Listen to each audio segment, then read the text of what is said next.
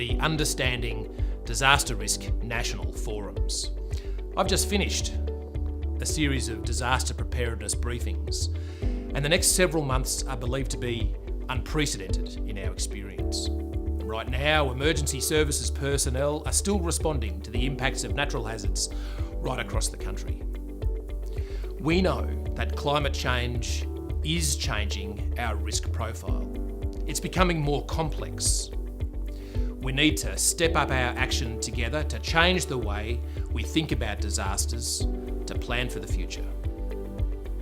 The National Disaster Risk Reduction Framework, publicly released in April 2019, sets the new agenda. The framework's central premise is that by changing how we think about disasters and by working together, we can take action to be better prepared and more resilient for whatever comes our way.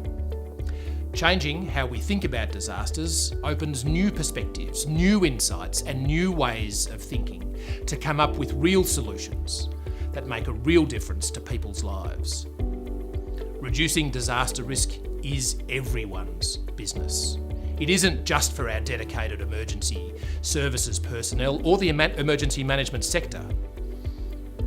Importantly, while individuals and communities have their roles to play, they don't control many of the levers needed to reduce disaster risks. Governments and industry must act together to reduce disaster risks that they control. So we want to limit the impact that hazards have on communities. Projects are already underway to implement the framework, but there is much more work to be done to realise the framework's 5-year outcomes. That's why I'm pleased to see such a diverse range of participants at this forum. You have something in common: a drive to play a part in reducing disaster risk.